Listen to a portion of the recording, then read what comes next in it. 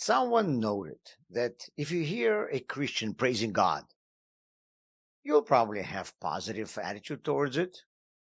If you hear a Jew saying Baruch Hashem, you'll just think that something good must have happened to him. If you hear a Muslim shout Alla Hu Akbar, you will either run or duck. Al-Qaeda, ISIS, Hamas, Hizballah. In the modern world, terrorism has become synonymous with Islam.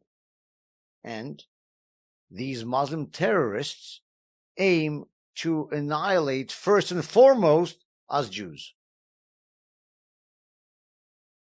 Are Muslims enemies of the Jews? Is the spread of Islam dangerous for us? My answer to this question will probably be different than the opinion of many. It is true that today almost all terrorist attacks against Israel and Jews are committed by Muslims. It is true that during the last 100 years, we have been constantly hearing about Muslims aiming to exterminate the Jews. But for more than 1,000 years before that, Jews have lived much safer in Muslim countries than they did in Christian or pagan ones. And if we add up all Jewish victims at the hands of Muslims, this figure will pale compared to the number of Jews killed by Christians. And of course, this number will be negligible next to the number of Jews killed by secular ideologies, from the religion of reason in France to Nazism and Communism. If you look at the numbers of murdered, secular beliefs are by far the most dangerous for us Jews. As a matter of fact, adherers of the secular ideologies killed more Jews than all religions combined. And you know what? Even today, there are Muslim countries that respect Jews and are friends with Israel, such as United Arab Emirates or Azerbaijan. In Azerbaijan, by the way, Jews have never felt oppressed.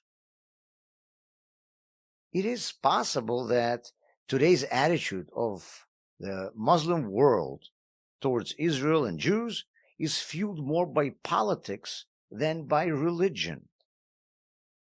In the context of history, the era through which Islam is going through right now, how terrible it won't be, is a temporary hiccup.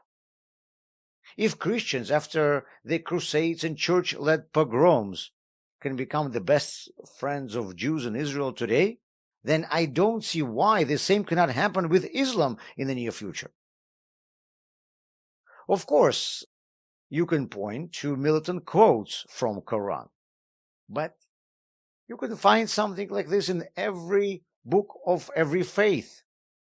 Religion is defined not by its texts, but by how this religion's adherers interpret this text. The Torah says an eye for an eye.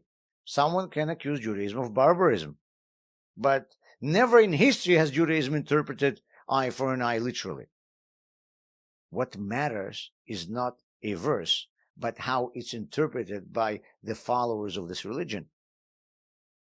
Christians who were killing Jews probably explained their actions by some quote from the Bible. But the same quote today, I'm sure, is interpreted differently by the church. The surahs from the Quran that are interpreted militantly by Muslims today may be interpreted differently tomorrow.